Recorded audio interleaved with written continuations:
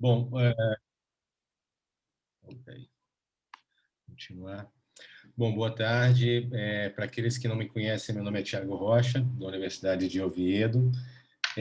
A mim me coube moderar esse painel de número 5, né, de Fundamental Rights and Digital Society, aqui deste nosso evento, o primeiro Juristech, né? Primeiro Legal Tech, Artificial Intelligence and the Future of Legal Practice. É o primeiro que é realizado com esse nome, mas não é, de forma alguma, o primeiro realizado em parceria entre o Iberojur e a Universidade Cracóvia AFM. Eu aproveito para agradecer o convite às duas instituições organizadoras do evento. É sempre um prazer trabalhar com vocês. É uma pena que dessa vez não seja presencialmente, como já foram outros eventos que a gente pôde coincidir, inclusive em Cracóvia e em outros lugares, mas é o que nos permite a nossa realidade hoje. Também tem as suas vantagens, que a gente consegue congregar pessoas de diversos países, diversas instituições que de outra forma não conseguiriam estar presentes neste evento. Vou passar para vocês algumas orientações iniciais para que a gente possa garantir o bom funcionamento deste painel. Bom, o painel conta com 6 trabalhos, né, alguns de autoria individual, outros de dois autores, 2 coautores. A maioria das pessoas deste painel é originalmente lusófona, motivo pelo qual eu faço a moderação em português, mas pelo que me consta também tem ferramentas de tradução simultânea. Leonardo, me corrija se eu estiver errado. Eu sei que há também uma das palestrantes desse painel que é de Espanha, então eu espero que esteja feita a tradução. Se não me equivoco, Carolina Wisner es de Valencia, ¿no? Pues bueno, yo creo que hay la traducción simultánea para ti, o si no, no sé si pillas el portugués o... Leonardo, abres el micrófono de Carolina Wisner, porfa, un pelín. Carolina, se puder. Carolina Wisner Blusco. Eu já pedi para ligar. Ahora sí. Sí. Sí, buenas tardes. Buenas tardes, Carolina.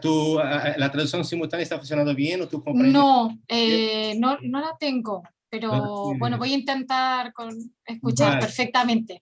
Vale, no te preocupes. Si eso cuando llegue al debate, yo te traduzco las traducciones para el castellano y no pasa nada. Eso no pasa nada, sí. Vale. Estamos todos en la península y aquí nos arreglamos. Sí. Soy de Andalucía, desde Sevilla. Vale. Sevilla, muy bien. Se nota para el acento. Pues, vale. Então, vou seguir a moderação em português. Leonardo, se você puder verificar a questão da tradução para poder chegar para a Carolina, agradeço. Se não, eu traduzo para ela as questões que vierem colocadas em português. Tá? Então, como eu expus inicialmente, são seis apresentações nesse painel. Nós temos inicialmente 2 horas para o painel. São 10 minutos para cada apresentação.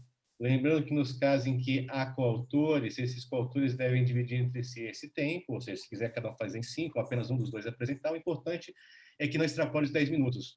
Eu vou tentar ser um pouco rigoroso com esse tempo, porque eu acho que o mais importante do evento, mais importante até do que a própria exposição dos trabalhos, que isso realmente é muito enriquecedor, é o debate que a gente pode ter ao final, essa oportunidade de diálogo, essa oportunidade de a gente ouvir outras opiniões, outras ponderações e dúvidas sobre os trabalhos. Então, primeiramente, vão ser sequenciais as 6 exposições. Ao final, o tempo que nos resta, faremos o debate.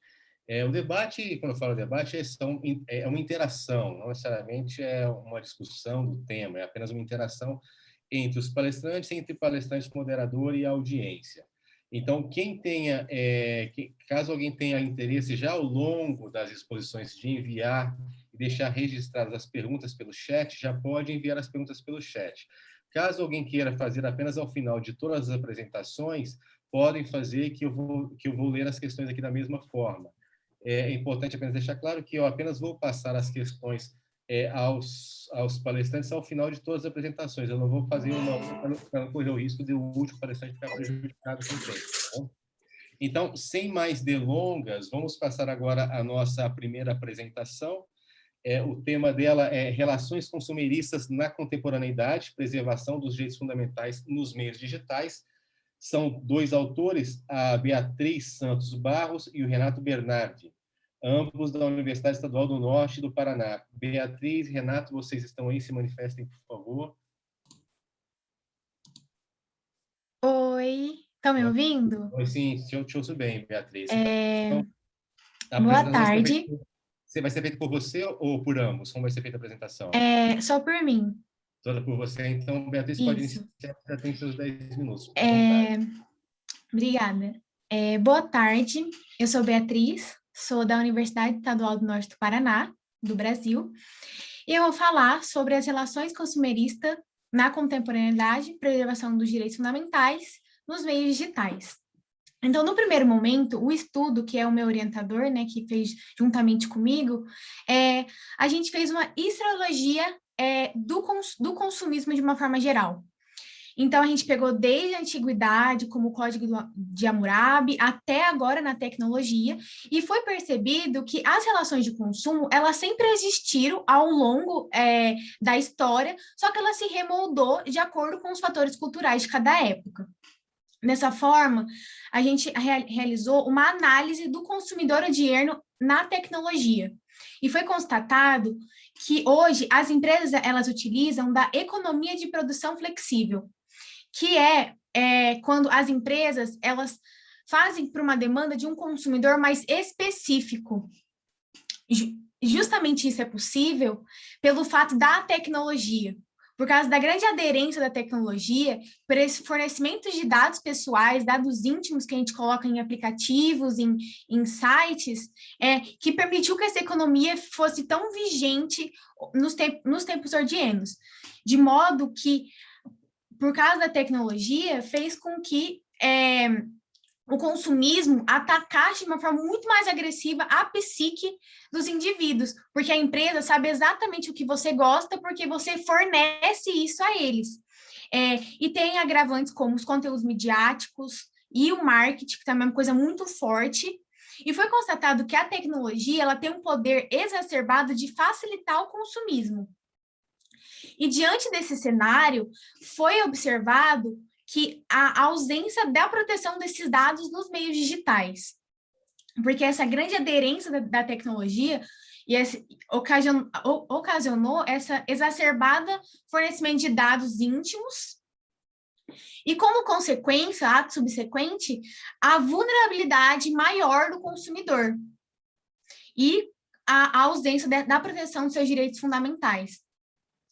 O direito, ele já começou a tutelar conflitos tecnológicos, só que ele ainda está engatinhando, porque o estudo realizado foi percebido que a tecnologia adentrou de forma totalmente consolidada dentro do dia a dia dos indivíduos, e o direito ele está longe de conseguir uma harmonização efetiva entre os conflitos tecnológicos e o direito.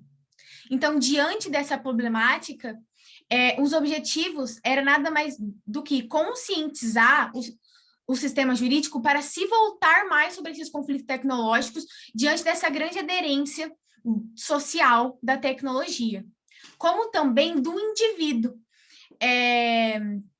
para ele também se adequar a esse direito, né, a esse novo direito que tem que ser começado a repensado para o direito do consumidor na tecnologia. Diante disso, algumas medidas de efetivação dos direitos digitais, como um aspecto de solução, para começo da solução, dessa ausência de privacidade, dessa ausência de proteção de dados, primeiro, voltou-se para ações individuais. Então, o próprio indivíduo ter a autoconsciência de limitar seus dados e preservar a sua privacidade. Então, observar quais sites eles estão comprando, a segurança. Então, começar pela ação individual mesmo de cada indivíduo. O segundo aspecto trabalhado foi a das próprias empresas, para elas utilizar os benefícios da tecnologia, proporcionado pela tecnologia ao consumismo, para promover sua empresa e consequentemente, o seu impacto social dentro ali da sociedade. Então, realmente seguir as leis, usar de forma consciente os dados, e também de uma forma mais trabalhada, se voltar a solução para o direito mesmo. Então, no direito, começar pela capacitação dos legisladores e dos operadores de direito. Então, a gente pode voltar como medidas socioeducativas, então isso ser trabalhado dentro ali da formação das pessoas que vão exercer o direito, né, para que eles consigam observar mais os conflitos tecnológicos e criar mais leis específicas, e não só essa criação dessas leis, mas também medidas para efetivação dela. Nada mais é do que políticas públicas para conseguir efetivar essa lei dentro da integridade social. Então, um exemplo de políticas públicas, a gente pode falar a fiscalização de leis, é claro, dentro do possível. Também, além disso, as medidas também, essa educação digital não ser só para os legisladores que vão exercer e vão resolver conflitos do direito relacionados à tecnologia e o direito, mas também do próprio indivíduo. Isso é uma coisa evidente, justamente por a tecnologia, ela está em tudo, em todos os aspectos pessoais, profissionais, psicológicos do ser humano, de uma forma geral. Então, são esses 3 ângulos de medidas resolutivas trabalhados.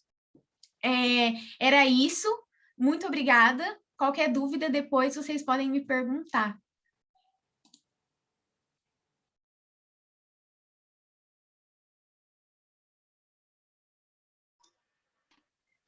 Bom, muito obrigado, Beatriz, pela exposição e também pelo respeito ao tempo que ele foi assignado. Com certeza é uma temática bastante presente, né? Se chega a discutir se configura um novo ramo do direito, se são novos direitos, se precisa pensar um novo ordenamento objetivo especificamente para esse tipo de relações tocando o consumo, mas vamos tratar disso ao final, que com certeza alguns pontos interessantes para a gente falar sobre isso. Passamos agora para a segunda apresentação. Ahora Diana Carolina Wisner, del Centro de Estudios Universitarios Cardenal Spínola, nos va a hablar acerca de la inteligencia artificial sostenible entre la sostenibilidad digital y los entornos digitales sostenibles. Diana, tienes el tiempo, tienes 10 minutos para tu ponencia. Muy bien. ¿Me escucháis bien? Sí, muy bien. Perfectamente. Bueno, buenas tardes a todos. Es un honor para mí participar en este primer congreso sobre Derecho y Tecnología organizado por el Instituto Iberoamericano de Estudios Jurídicos. Creo profundamente en la importancia de compartir saberes y reflexiones, sobre todo en entornos internacionales como este, porque en definitiva todos aprendemos. Hoy quiero compartir con vosotros mi ponencia que lleva por título Inteligencia Artificial Sostenible entre la sostenibilidad digital y los entornos digitales sostenibles, y espero evidentemente que sea de vuestro interés. Seguramente os pase que cuando vais a una tienda o un supermercado y veis un producto ecológico o que dice que ha sido elaborado con materiales reciclados, siempre vemos la etiqueta, que hay más allá, ¿no?, del hecho simplemente de ser ecológico o sostenible. Pues eso mismo me pasó a mí cuando leí por primera vez la definición de inteligencia artificial de la Comisión Europea en el libro blanco que se publicó en febrero del 2020. Y con ella, con esa definición, parto en mi análisis explicativo, que la voy a explicar brevemente aquí para refrescarla un poco por si alguno no tiene ese conocimiento. La inteligencia artificial, nos dice la Comisión Europea, es una tecnología estratégica que ofrece numerosas ventajas a los ciudadanos, a las empresas, a la sociedad en su conjunto, siempre y cuando sea antropocéntrica, ética, sostenible y que respete los valores y sobre todo los derechos fundamentales. Entonces, desgranando esa definición, vemos que la inteligencia artificial, evidentemente, lo que se pretende, ¿no?, regular es un conjunto, una combinación de tecnologías donde tenemos datos, algoritmos y, por supuesto, capacidad informática, una programación muy importante. Y, por supuesto, que hoy estamos hablando aquí, y uno de los temas principales del Congreso es la inteligencia artificial, precisamente porque el crecimiento actual exponencial que ha experimentado gracias a la explotación de los datos no tiene por supuesto, límite, ¿no? En segundo lugar, evidentemente que los datos, en cuanto a las ventajas, los datos aportan valor. Efectivamente, todas las aplicaciones que utilizan inteligencia artificial lo que intentan es potenciar esa efectividad y esa eficiencia y por lo tanto, tanto los datos como las personas forman parte de esa generación del valor. Antropocéntrica, evidentemente, esta inteligencia artificial tiene que estar pensada y conceptualizada desde el ser humano, desde todos sus intereses, como no puede ser de otra manera, y en cuanto a la ética, evidentemente debe cumplir con unos ciertos principios y normas morales. Finalmente, dentro de ese quinto elemento de la definición, teníamos los derechos y los valores fundamentales. Todos sabemos que Europa está posicionándose, combinando y aunando ese potencial tecnológico e industrial y, por supuesto, de talento que tiene en la infraestructura digital y junto con ello ese marco regulador que está impulsando precisamente desde la propia idiosincrasia de la Unión Europea, de esos valores que sostiene.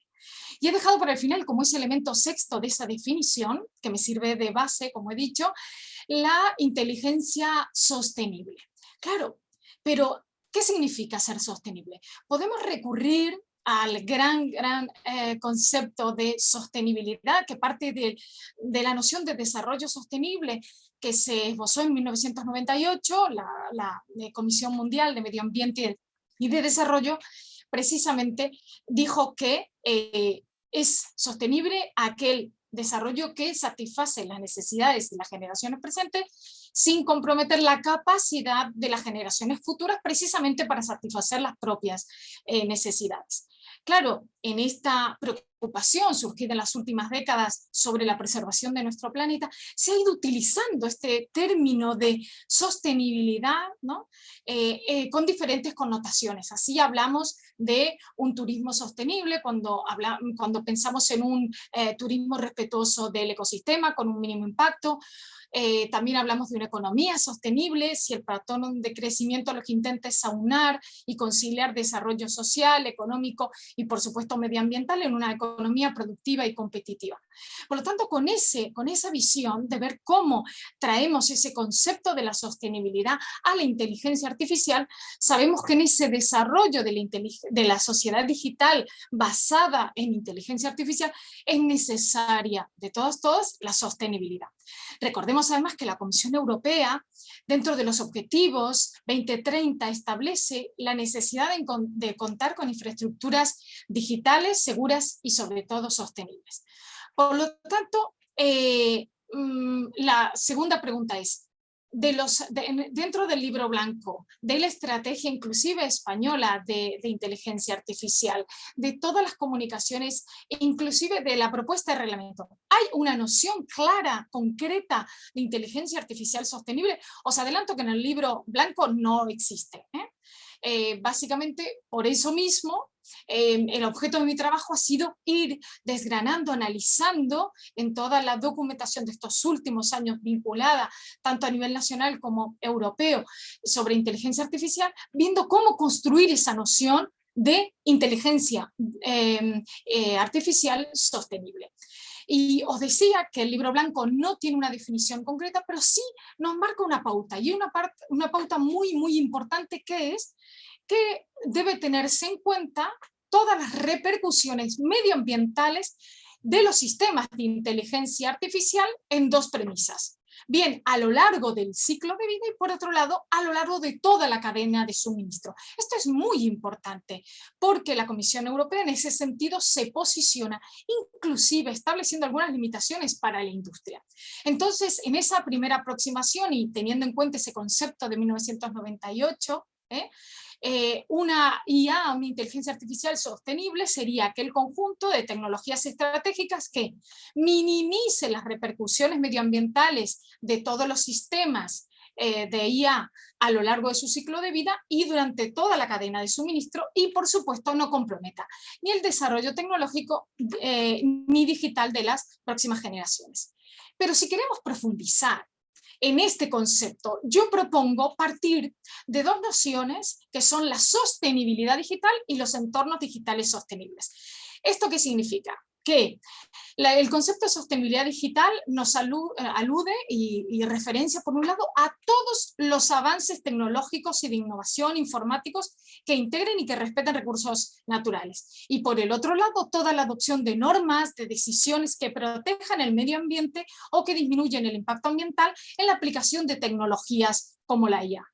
La noción de entorno digital es un poco más generalizada en cuanto al conjunto de plataformas, de canales, de herramientas que una organización pública o privada emplea para tener presencia en Internet y, por supuesto, para desarrollar toda su actividad y facilitar, por supuesto, la interacción.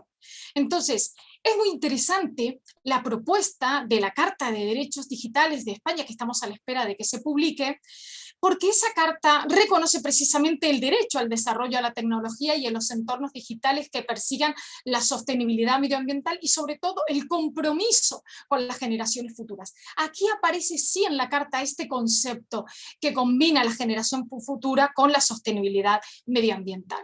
Y además le persigue también o le prescribe a los poderes públicos la necesidad de trabajar en sostenibilidad, en durabilidad, en reparabilidad, en retrocompatibilidad de los dispositivos y de todos los sistemas de inteligencia artificial, evitando, por supuesto, políticas de sustitución integral o inclusive el tan famoso concepto de la obsolescencia programada.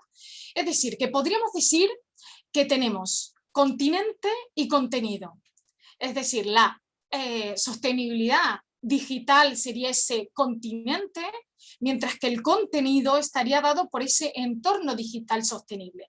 Analizando, y brevemente porque no puedo extenderme mucho más, la comunicación de la Comisión Europea del 2018, el libro blanco, inclusive la propuesta del reglamento, aunando su estudio, podemos determinar que en el continente de la inteligencia artificial sostenible tendríamos el respeto por los valores y los derechos fundamentales, garantizando el derecho a la no discriminación algorítmica, la responsabilidad civil, la responsabilidad patrimonial, la ética, la protección de la propiedad intelectual, inclusive el modelo de riesgo. Sabemos que tenemos 4 modelos que así se han establecido, y por supuesto el régimen sancionador. Y ya dentro, lo que es el contenido, serán sostenibles los entornos digitales vinculados a la inteligencia artificial cuando se garantice precisamente la fiabilidad, la usabilidad, la accesibilidad, la transparencia de ese algoritmo, pero también la auditabilidad, la explicabilidad, la trazabilidad de cómo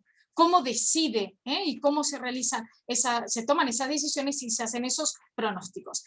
Además, dentro de ese entorno digital sostenible vinculado a la inteligencia artificial, la posibilidad de que puedan ser supervisados por un humano cuando así se solicite y, por supuesto, debida información en el desarrollo de ese algoritmo y, por supuesto, en la posibilidad de impugnar cualquier decisión automatizada. Y solo para terminar, ¿qué nos restaría para hablar de una verdadera inteligencia artificial sostenible? Para mí es esencial aunar generación futura con inteligencia artificial. ¿Y de esto qué nos sale? Bueno, lo primero, reconocer que una inteligencia artificial sostenible requiere pasar de esa perspectiva individual hacia una perspectiva colectiva, una perspectiva social, con la construcción de una conciencia verdadera colectiva sobre las consecuencias del desarrollo de la inteligencia artificial. Y cuando hablo de consecuencias, digo tanto ventajas como riesgos. Y por lo tanto, a modo de síntesis y para cerrar mi posición, entender que una inteligencia artificial fiable, ética, lícita, explicable, robusta, respetuosa con los derechos fundamentales, siempre contribuirá a su sostenibilidad, minimizando sobre todo los riesgos que entraña su aplicación. Y cumplir con esas premisas que hablaba al principio de la sostenibilidad digital, que a la vez posibilite el desarrollo de entornos digitales en los que se aplique la inteligencia artificial para que sean sostenibles, esa noción y esa claridad va a favorecer a la idea de que la inteligencia artificial tiene que estar al servicio de la humanidad. Por lo tanto, una verdadera conciencia colectiva de la inteligencia artificial, es decir, una revalorización de la dimensión social de la sostenibilidad, nos va a proyectar hacia un futuro que sea inteligente, que sea digital, justo, solidario y también, ¿por qué no?, inclusivo. Muchísimas gracias por vuestra atención y, por supuesto, quiero agradecer a la organización y al resto de compañeros que compartimos la mesa. Gracias. Muchas gracias, Carolina. Muchas gracias por la exposición. De hecho, el tema es reflexionar acerca de los conceptos, acerca de lo que estamos hablando. Y bueno, hablar de inteligencia artificial sostenible sin tener claro de qué se habla es hablar sobre el vacío, es hablar sobre temas que puede que no sean exactamente los temas que jurídicamente se habla.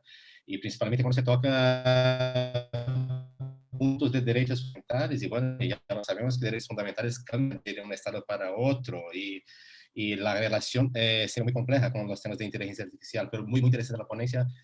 Seguramente creo que volveremos al final de las exposiciones. Muchas gracias.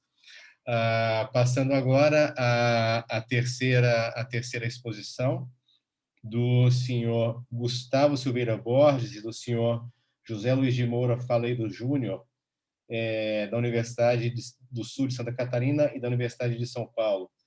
Eles vão nos falar sobre The Colonial Thinking in Brazil, Perspectives of Overcoming Digital Colonialism. Gustavo e José Luiz, vocês estão na sala ambos? Vai ser apenas um dos dois que vão ser feita a apresentação? Sim, estamos aqui. Ok, então o tempo é de vocês, você já tem os 10 minutos para fazer a apresentação. Fiquem à vontade. Ok.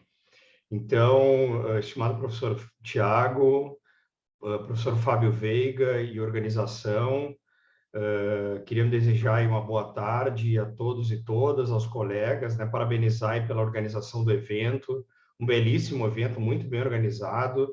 Recebemos aí, né, fomos muito bem acolhidos e muito bem informados de todo o processo, né? Queria aí publicamente dar meus parabéns a gente que participa aí como professor de pós-graduação, né, de vários eventos. Esse evento foi muito bem organizado e isso tem que ser saudado. É uma honra, então, participar desse evento organizado pelo Iberojur e desse painel com tantos pesquisadores de qualidade, trabalhos promissores aí, né? Eu fico muito feliz em poder aí contribuir e trazer alguma reflexão. Vou dividir meu tempo com o meu colega. Então, eu sou o Gustavo Silveira Borges, da Universidade do Extremo Sul Catarinense. Eu sou do mestrado em Direitos Humanos e eu trabalho com novas tecnologias e num enfoque descolonial, né? Então, portanto, esse é a minha contribuição. Então, esse trabalho, né, que nós apresentamos hoje, esse resumo, ele foi elaborado em parceria com o meu colega, o José Luiz Faleiros, e tem como objetivo, né, estudar ou aprofundar a questão do colonialismo digital no contexto latino-americano, sobretudo no Brasil. Então, a gente já vem trabalhando, nós já vemos há um tempo, refletindo, unindo conceitos, né, refletindo a partir de conhecimentos, né, agregando conceitos de cada um. Eu, a partir de uma visão descolonial dos direitos humanos, né, e com esse interesse nas novas tecnologias, nós pesquisamos num artigo e aprofundamos a temática sobre discriminação algorítmica e escrevemos um artigo pesquisando e aprofundando, afinal de contas, tentando descobrir se um algoritmo pode ser racista, né? Ou seja, nós escrevemos um artigo tentando responder essa simples questão, ou seja, é possível chamar um algoritmo de racista ou o ser humano é racista? Então, eu trouxe um aporte a partir da visão descolonial, né, a partir de conceitos, né, dos direitos humanos, e o Faleiros, né, o José Faleiros, trouxe da inteligência artificial, e nós escrevemos um artigo, publicamos, e aí a gente avançou na pesquisa, né, e deu origem a esse resumo, e a nossa hipótese, né, desse trabalho, né, que vai virar um artigo, então, é trabalhar a questão da colonialidade digital, porque nós chegamos à conclusão que, na verdade, o Big Data, né, ou seja, as informações que estão, né, nesse grande Big Data, elas decorrem justamente de todo um processo de colonialidade, ou seja, e são colocadas pelo próprio ser humano e decorrem, né, da nossa própria dimensão humana, né? Ou seja, o ser humano é racista, né? O algoritmo por si só não é racista. Aquilo que está na internet é um processo de uma informação que foi gerada pelo próprio ser humano.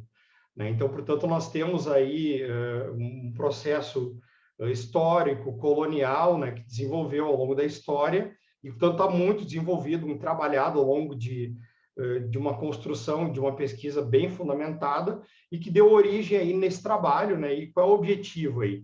E a gente começar a pensar que a inteligência artificial, né, e a tecnologia, ela é e vem sendo desenvolvida a partir de mecanismos que atingem vulnerabilidades, né? Ou seja, que vulneram as pessoas e que são destinados eminentemente, predominantemente para o consumo, né? Nós sabemos que hoje a inteligência artificial, né? Eu vi um trabalho belíssimo agora sobre a questão digamos, tentar equalizar, né, o que seria uma sustentabilidade, né, da inteligência artificial. O fato é que a inteligência artificial ela vem sendo cada vez mais desenvolvida com o objetivo de consumo, né? E a gente não... poucas iniciativas são, e quase nenhuma iniciativa ela é utilizada, por exemplo, para distribuição de alimentos, para minimizar a perda e desperdício de água, para uma educação inclusiva, para temas que são existenciais ou questões envolvendo direitos humanos, né? E a gente que trabalha com uma preocupação, né? Eu tenho colegas que trabalham aí com os frameworks da Unesco, né? E as orientações de inteligência artificial, de ética em inteligência artificial, a gente nota que existe, digamos, uma pouca preocupação com os países do sul global, né? Ou seja, existe uma grande orientação da inteligência artificial voltada para os países mais que têm uma maior velocidade, como o 5G, né? E não se preocupam aí em uma regulação, né, de inteligência artificial para aqueles países que estão no sul global, né? Então, portanto, o meu colega vai aprofundar um pouco mais o tema. Eu vou passar para ele, né, desenvolver um pouco mais, que é o José Faleiros. Por gentileza, ele vai continuar a exposição.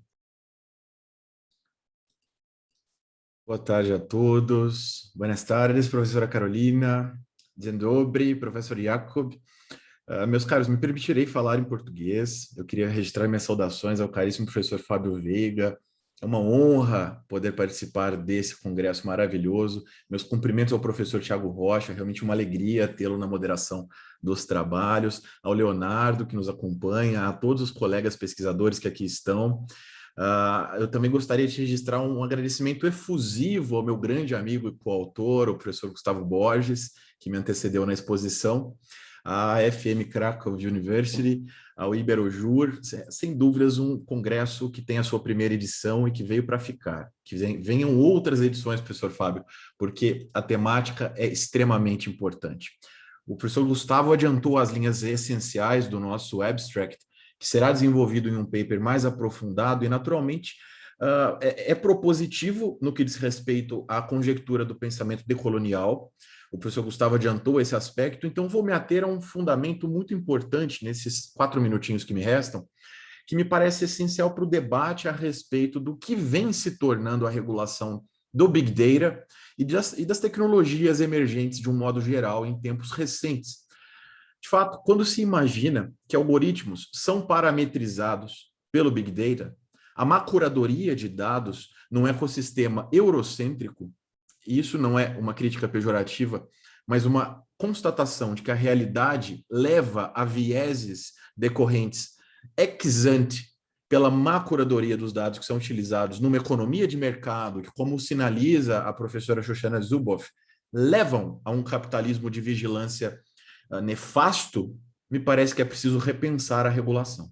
Os nossos apontamentos, em linhas gerais, percorrem exatamente essa discussão e se desdobram em grandes preocupações que certamente darão ensejo a futuras outras pesquisas, mas que, para o momento, para esse paper, nos revelam a premência, a urgência de que discutamos quais são os impactos éticos do desenvolvimento algorítmico nesse contexto em que tanto se festeja a inovação, tanto se fala em algoritmos de inteligência artificial como mecanismos de disrupção, mas ao mesmo tempo se fecha os olhos para uma realidade terrível que, pelo viés pela discriminação algorítmica pode levar a danos, muitas vezes, irreversíveis.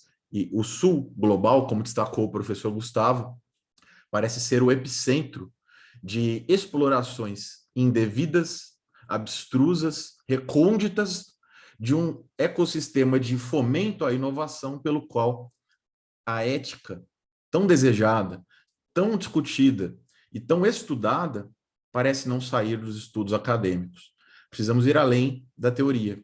E o nosso propósito, ao identificar esse locus de discussão, é justamente a parametrização dos direitos humanos como fonte adequada para o florescimento não apenas de aportes teóricos, mas também de soluções que possam irradiar efeitos não apenas no ordenamento brasileiro, mas em todos aqueles que vêm sendo afetados pela mesma conjectura de desenvolvimento econômico global que descrevi, para que se forneça ferramentas e regras específicas ao recrudescimento desses ordenamentos diante de um futuro que já é iminente. O professor Gustavo citou o 5G. Eu ressalto esse ponto, porque, de fato, a transformação digital que virá nos próximos anos, e isso já é sinalizado pelo simples fato de o debate, por exemplo, sobre a singularidade tecnológica estar nos batendo à porta há décadas, mas, finalmente, percorrer algumas discussões que vão além da distopia ou da ficção científica e passam a pertencer até mesmo à Agenda 2030 da ONU, nos levam à compreensão de que, de fato, a disrupção já nos assola. Eu sei que estou aqui no limite do meu tempo, professor Thiago, então eu permito-me em 10 segundinhos apenas reforçar os meus elogios ao Iberojur e a todos vocês que estão ligados à organização desse congresso maravilhoso. Tenho certeza de que muitas das críticas e dos comentários que receberemos serão fundamentais para o desenvolvimento da nossa pesquisa. Muito obrigado. Professor Fábio, em nome do senhor, meus agradecimentos ao Iberojur. Será uma honra ouvi-los. Bom, muito obrigado, Gustavo e José Luiz, pela exposição. Mais um tema bastante interessante, né? Como bem colocaram, uma nova ferramenta que às vezes aparece como uma panaceia deve ser tratada da maneira adequada para que ela não se torne apenas uma nova maneira de reproduzir velhos problemas, né? Problemas históricos que já enfrentamos e que podem, inclusive, ser maximizados se o direito não reagir da forma adequada, impondo, inclusive, dentro do ordenamento positivo, os limites, muitas vezes chamados de éticos, mas que precisam ser transpostos para o direito positivo para que possa ser, de fato, ter uma evolução que seja pautada por todos os princípios que norteiam aquilo que se espera da inteligência artificial. Bastante interessante a exposição, voltaremos nela ao final. Muito obrigado. Passamos agora ao nosso quarto expositor. Na verdade, é um trabalho em conjunto entre os senhores Mike Barbosa de Souza e Wilson Engelmann, da Universidade do Vale dos Sinos, no Brasil. O tema é Quanto Tempo Temos? Uma análise dos reflexos da inteligência artificial na mente, corpo e direitos humanos. Senhores Mike e Wilson, o tempo é de vocês. Está muito baixo o áudio, Mike, eu não te escuto. Está muito baixo? Está me ouvindo? Deixa eu tentar mexer aqui. Não sei, Leonardo, tá baixo para você também ou só para mim? Não, realmente está baixo.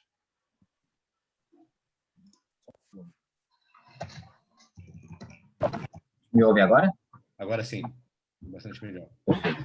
Bom, eu gostaria primeiramente de agradecer a oportunidade de apresentar esse artigo que foi escrito por mim, que sou aluno do mestrado profissional em Direito Unicinos, e pelo professor Wilson Engelmann. Gostaria de fazer um agradecimento especial ao professor Wilson pela oportunidade. E, bom, passando já ao artigo, ele traz como título, então, como já colocado, Quanto Tempo Temos? Uma análise dos reflexos da inteligência artificial na mente, no corpo e nos direitos humanos, né? E ele busca, então, explicitar o fato de que a inteligência artificial vem ganhando cada vez mais espaço, onde antes era ocupado tão somente ou de forma predominantemente por humanos, né? No entanto, esse processo de expansão da inteligência artificial tem se dado sem que haja uma regulação que direcione a evolução dos sistemas e estabeleça mecanismos de proteção às pessoas, né? Eu acho que é um tema recorrente aqui dos colegas que abordaram ele por outros aspectos, né? O artigo ele traz como problema, então, em que medida pode ocorrer violações dos direitos humanos nos campos onde os sistemas de inteligência artificial estão abrindo caminho para si, né?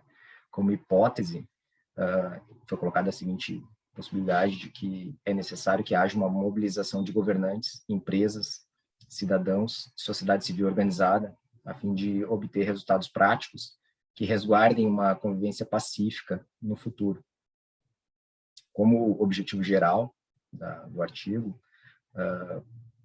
se buscou identificar a influência dos sistemas de inteligência artificial na vida humana e como isso pode afetar os humanos, né? E nos objetivos específicos eu vou tratar um pouquinho mais elaborado cada um deles. E o primeiro deles foi tentar estabelecer uma conceituação da inteligência artificial, e aqui eu trago o professor Luciano Floridi, para quem a inteligência artificial seria um termo genérico para uma variedade de técnicas de ciência de dados que permitem a conclusão de tarefas que exigiriam inteligência caso fossem realizadas por um ser humano. O conceito, apesar de bastante amplo, parece-nos que não consegue abarcar a totalidade de situações que a inteligência artificial acaba atuando na vida diuturna, né? Uma vez que, de certa forma, ela já acabou se tornando, por vezes, imperceptível a sua atuação. Pois bem, um dos aspectos que a inteligência artificial acaba exercendo forte influência no mundo do trabalho. Então, segundo um estudo de 2013, feito pela Universidade de Oxford, aproximadamente 47% dos empregos nos Estados Unidos tendem a desaparecer com a adoção da inteligência artificial e da robótica. E aí eu trago o pesquisador Frederico Pistono, que é feliz em definir o atual processo de expansão da inteligência artificial e dos robôs nas empresas, demonstrando que a relação havida entre humanos e máquinas passou de uma relação de auxílio, onde as máquinas permitiam a geração de conforto e eficiência, para uma relação de disputa por espaço, proporcionando estresse constante ao trabalhador. Outra característica bastante forte da inteligência artificial atual é no reconhecimento facial, a qual vem sendo utilizada já há bastante tempo no Reino Unido, há mais de 7 anos, através do programa FaceWatch, que, se utilizando de critérios lombrosianos, busca estabelecer índice de reincidência e de progressão de regime. Esse tipo de utilização, ela, no mínimo, suscita questionamentos éticos, uma vez que esse tipo de critério, ele há muito já foi ultrapassado, né? Também, a situação mais preocupante ainda é a que ocorre na Índia, onde a tecnologia de reconhecimento facial está sendo utilizada para reprimir protestos contra o governo. O primeiro-ministro Narendra Modi, que tem acusações de aprovar leis que marginalizam muçulmanos. Esses sistemas, como já referido pelos colegas, ele não é infalível, ele é suscetível a equívocos, a vieses, a heurísticas que são oriundas dos humanos que trabalharam na sua construção, e podem apresentar erros mais graves ainda, como ocorrido em 2016 nos Estados Unidos, com a morte de um tripulante de um carro da Tesla. Portanto, algumas discussões éticas são necessárias a fim de que possamos evoluir na construção desses modelos, né?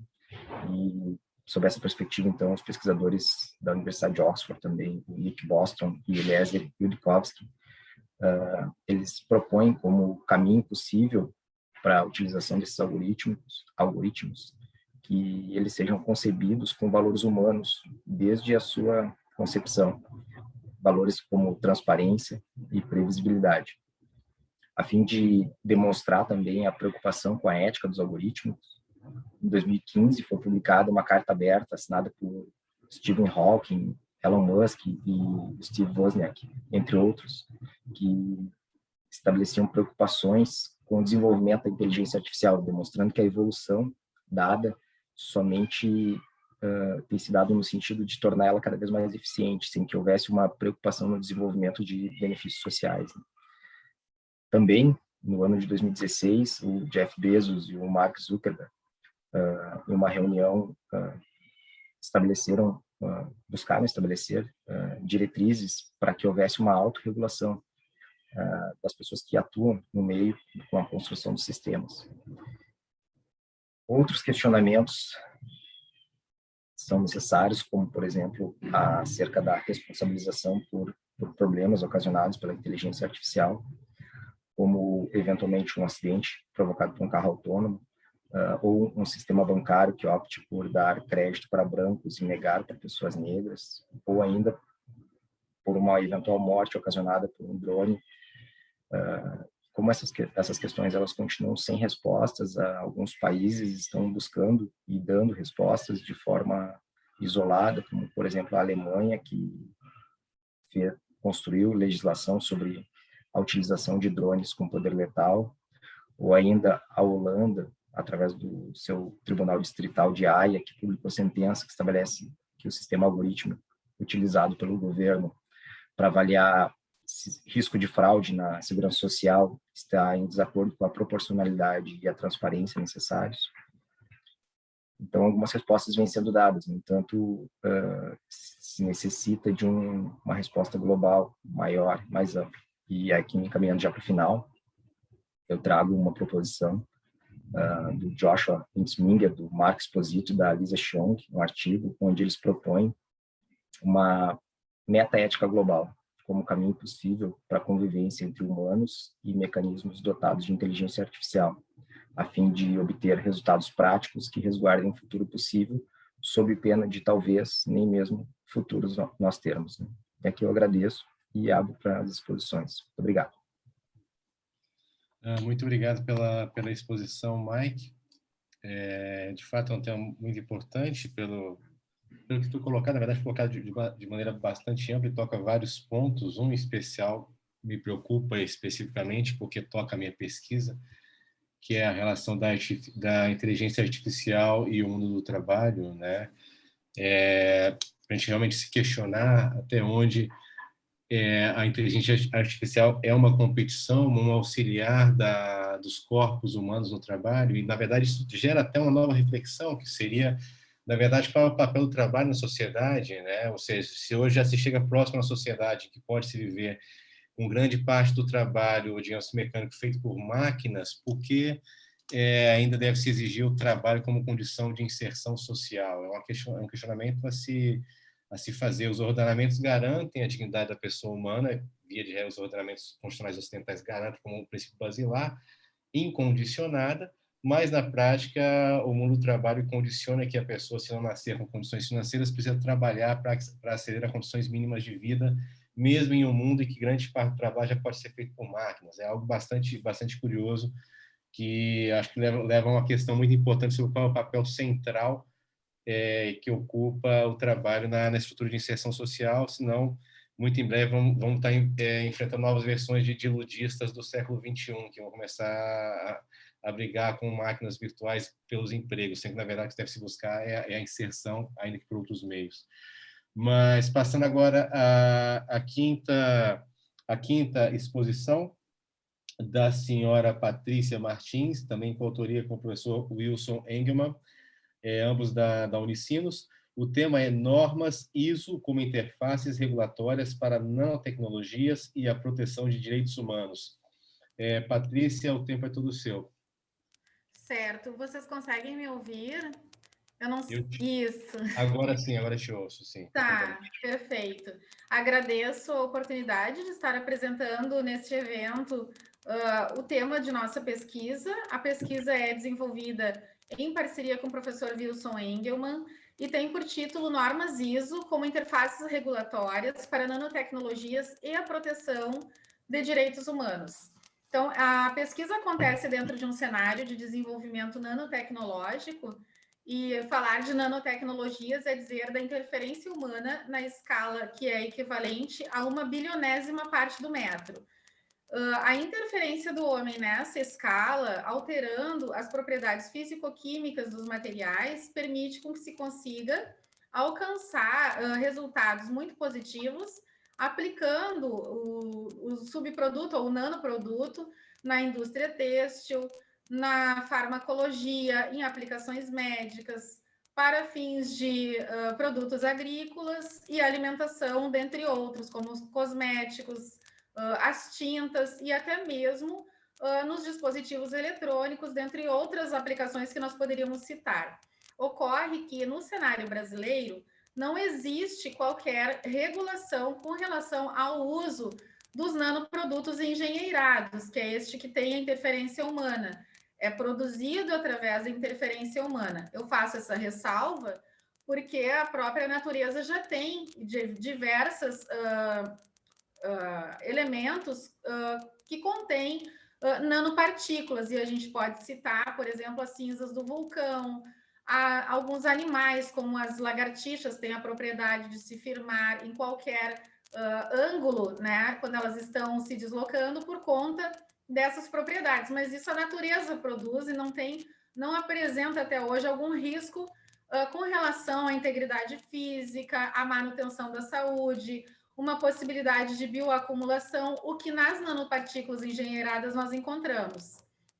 Logo, por não termos uma regulação nanoespecífica no ambiente brasileiro, me detive a pesquisar quais poderiam ser as ferramentas que as empresas e os organizadores envolvidos no desenvolvimento nanotecnológico pudessem utilizar para assegurar que estão observando a proteção de bens jurídicos já tutelados, como este que eu citei, a integridade física, saúde e até mesmo o meio ambiente. Neste sentido, incluí dentro do recorte dessas possíveis ferramentas as normas técnicas produzidas pela Organização Internacional de Padronização, que são amplamente utilizadas no mundo todo. Tem, ao todo, 165 países membros, acima de 28 mil padrões já desenvolvidos, e tem um comitê específico para nanotecnologias, que é o ISO TC 229. Analisando as normas técnicas, eu encontrei princípios técnicos e requisitos, ou digamos, diretrizes das normas técnicas com relação a determinadas condutas que as empresas devem se orientar para, ao desenvolverem as suas atividades organizacionais, conseguirem demonstrar que estão cumprindo com padrões de responsabilidade social e responsabilidade de desenvolvimento sustentável. Diante disso, eu vislumbrei a possibilidade, ao menos, de conectar esses princípios e diretrizes das normas técnicas com princípios jurídicos constitucionais que dizem respeito às garantias, a esses bens jurídicos que já são tutelados. E encontrei essa conexão, essa interface. Logo, nós conseguimos verificar que a empresa, a organização que adotar normas técnicas ISO ou as suas diretrizes e princípios no curso do desenvolvimento das nanotecnologias, conseguirão possivelmente demonstrar que, por via indireta, acabaram protegendo bens jurídicos como a saúde, integridade física e meio ambiente, que são assegurados constitucionalmente. Então, a partir da adoção voluntária de normas técnicas, que é essa característica das normas técnicas ISO, né, a autorregulação, essa empresa, norteada por padrões de responsabilidade social empresarial, responsabilidade social e de um desenvolvimento sustentável, conseguiria demonstrar por via indireta que ela respeita, então, esses princípios jurídicos. Logo, nós conseguimos concluir que é viável enquanto estivermos num cenário de ausência de marcos regulatórios em vigor, porque nós temos um projeto de número 880 de 2019, que encontra-se em trâmite no processo legislativo brasileiro, que não é tão célere. Nós vislumbramos a possibilidade de que essas normas técnicas consigam estabelecer um diálogo, um contato, uma interface com o sistema do direito para possibilitar um desenvolvimento mais seguro para quem está envolvido e investindo nesse nanodesenvolvimento e também mais transparente e seguro para quem consome, todos nós os consumidores. Eu entrego, então, com essas últimas palavras, né, apresento e entrego a nossa pesquisa, convido a todos posteriormente a fazerem a leitura do capítulo e agradeço a oportunidade mais uma vez. Fico aberta aos questionamentos, caso houver. Muito obrigado, Patrícia, muito obrigado pela exposição, pelo tema. Com certeza é um tema bem interessante por específico que é, né? Um tema bastante específico, que não é um tema que a gente encontra em qualquer debate jurídico. Justamente por isso se faz muito importante, porque embora não esteja pautando livros, pauta a realidade de muita gente, né? Então isso é bastante importante e faz a relevância da discussão. Bom, muito obrigado. Passando agora à nossa sexta e última apresentação. Bom, uma observação antes da apresentação. Lembro mais uma vez a todos aqueles, quer sejam palestrantes, quer sejam da audiência, que tenham interesse em fazer algum questionamento, alguma observação a qualquer um dos trabalhos que foram expostos até agora e também ao último que será exposto na sequência, já podem enviá-lo por meio do chat, que o pessoal da moderação e do nosso background vai fazer o controle e depois vamos passar a questão tão logo seja concluída a última apresentação. Então, fiquem à vontade e os animo para que façam essas questões para que a gente faça a interação mais rica possível. Passando agora o último trabalho, a senhora Rafaela Viana Silva Asfora e o senhor Matheus Davi Finco, da Universidade Federal da Paraíba e da Universidade Federal do Rio Grande do Norte. Eles nos trazem o tema Direitos Humanos e Inteligência Organizacional, o exemplo da Mercedes-Benz e a Fundação Laureus Sport for Good. Rafaela e Matheus, o tempo é de vocês. Fiquem à vontade e podem iniciar. Boa tarde a todos e a todas no horário nacional do Brasil e boa noite já para os colegas aí em território europeu. Eu vou iniciar aqui o compartilhamento, nós realizamos uma apresentação e nós então seguiremos aqui com os nossos slides. Bom, então o nosso tema já foi apresentado, nós iremos então aqui tratar nesse espaço sobre os direitos humanos e a inteligência organizacional, com o exemplo da Mercedes-Benz e também com a Fundação Laureus Sport for Good. Também eu quero aqui expressar o meu agradecimento à organização do evento, à comissão organizadora que está aqui presente na mediação e também aos colegas que estão aqui compondo esse painel juntamente conosco. E nós, então, também iremos aqui nos apresentar. A Rafaela, ela é mestranda, então, do programa de pós-graduação em Ciências Jurídicas e eu sou docente atualmente da Universidade Federal da Paraíba, no curso de Psicopedagogia, no Centro de Educação, mas a minha formação ela foi toda realizada no Rio Grande do Sul, na Universidade Federal, na URGS. Bom, seguindo então, vamos aqui tratar de uma introdução, né, sobre o nosso assunto. Então, aqui a gente traz a temática dos direitos humanos relacionados com o olhar da inteligência organizacional. Nós estamos aqui, nesse momento, trabalhando com o caso, né, com a caracterização da empresa Mercedes-Benz, que trabalha em parceria com a Fundação Laureus Sport for Good, que tem por característica e também preconiza a potencialidade dos esportes e também como o esporte pode ser um divisor de águas na vida de muitos jovens, muitas crianças ao redor do mundo, em caracterizações que a gente vai tratar aqui na nossa apresentação, que foram abordadas no artigo. Então, inicialmente, a gente vê que tem a relação com a Organização das Nações Unidas, com as metas especiais referentes à saúde, o acesso à saúde. Então, quando nós temos o esporte sendo preconizado, sendo bem distribuído em suas atividades, a gente tem um entorno de saúde sendo contemplado, ainda mais agora em momentos de pandemia, que nós temos várias pesquisas apontando que pessoas ativas que praticam atividades físicas e esportivas, elas conseguem ter uma melhor aptidão física e, consequentemente, uma potência cardiorrespiratória melhor, não somente para o caso de Covid-19, mas para outras patologias que nós temos a nível respiratório. Então, atividades aeróbias, especialmente, são altamente recomendadas, e aqui a gente vê que muitos esportes trabalham com esses índices aeróbicos de aptidão física e também outras qualidades e valências físicas que são muito importantes. Com isso, nós chegamos a um outro item também muito importante de bem-estar. Então, aqui nós podemos notar que tanto a Organização das Nações Unidas quanto aqui a Fundação, ela traz com as suas propostas esse entorno de que realmente as pessoas necessitam de um bem-estar, de qualidade de vida através do lazer, das atividades recreativas, e com isso nós também podemos abordar aqui e abarcar as questões educacionais, como o esporte também pode tratar de valores, pode tratar sobre disciplina e muitas modalidades que estão envolvidas nos projetos, são mais de 160 projetos desenvolvidos pela Fundação, eles trabalham com essas características de desenvolvimento também educacional, pedagógico, para que crianças e adolescentes possam, então, receber os benefícios das práticas esportivas. E, em paralelo, nós também, nesse momento de pandemia, observamos, né, a gestão dos esportes, além de trazer inovação para comunidades carentes, para determinadas populações, como está sendo também toda a adaptação para o momento de pandemia. Em tempos que nós vivemos, né, os projetos precisam de uma readaptação, inclusive do uso de tecnologias para incentivar a prática segura, né, de praticantes dentro dos seus contextos, né, onde estão inseridos.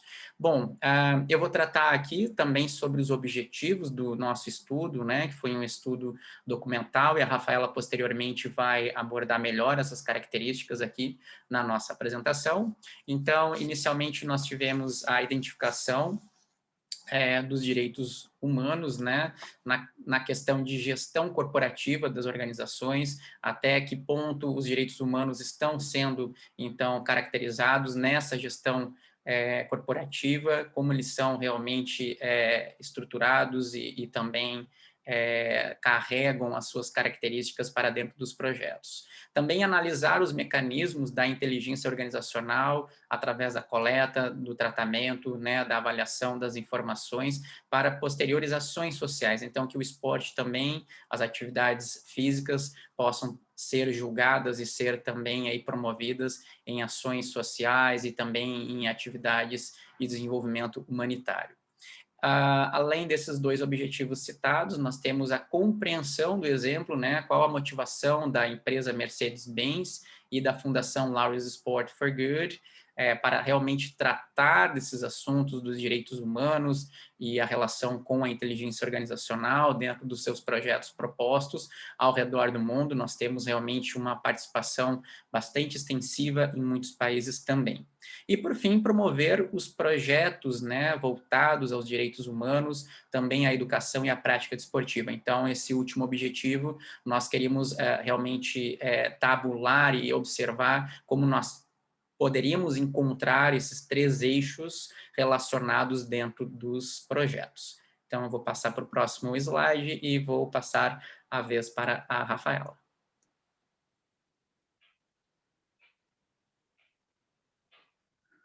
Boa tarde a todos, saudações à comunidade internacional de Beroju, em nome do professor Fábio Veiga, em nome do professor Tiago Rocha. Muito obrigada, professor Dr. Matheus Finco. Prosseguimos com a metodologia da nossa pesquisa, alicerçada numa pesquisa bibliográfica, uma pesquisa documental, em que consiste numa investigação científica atual e multidisciplinar, uma vez que lidamos com direitos humanos, gestão corporativa e inovação.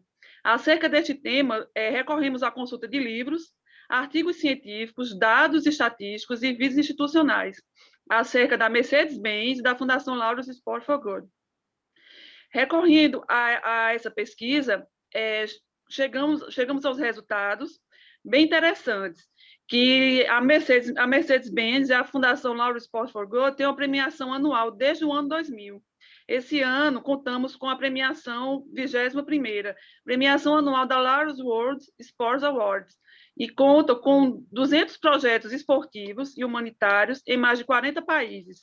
E a cada ano, são esportistas e personalidades ligadas ao esporte que são premiados por suas ações em relação aos direitos humanos e a sua expressividade no contexto esportivo, comprovando, assim, o poder do esporte para a transformação da vida de crianças e dos jovens no contexto internacional, ao exemplo do Brasil, África do Sul, Alemanha, Áustria, Estados Unidos, México e Índia, e também as causas sociais, de combate às drogas, combate à violência, também a inclusão social, a questão do gênero, e também concluímos, portanto, que a defesa dos direitos humanos é imprescindível na gestão corporativa contemporânea, e, respectivamente, a responsabilidade da inteligência organizacional, com a ética e a pontualidade na coleta de informações, dados e subsídios para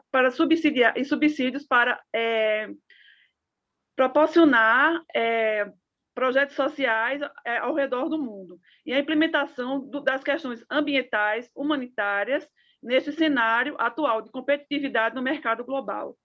Portanto, finalizamos a nossa apresentação com a seguinte reflexão. Nelson Mandela, patrono oficial da Laureus Sport for Good do ano 2000, nos deixa a seguinte reflexão. O esporte tem o poder de mudar o mundo, ele tem o poder de inspirar, ele tem o poder de unir pessoas de uma forma que quase ninguém faz. O esporte pode criar esperança onde há apenas desespero. Muito oportuno para esse momento que vivemos de pandemia do Covid-19 e agradecemos pela participação de todos. Muito obrigada.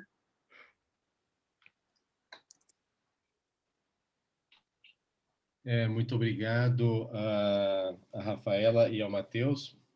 Um tema também igualmente interessante, porque traz uma perspectiva um pouco diferente, a perspectiva da relação do meio organizacional com a realização de direitos humanos, né, que traz, quando eu vejo esse tipo de situação, bastante interessante, sempre me traz a reflexão do que até que ponto é direito, até que ponto não é direito, ou seja, até que ponto estamos tratando da eficácia horizontal de direitos fundamentais, ou até que ponto estamos tratando de boa vontade de empresas.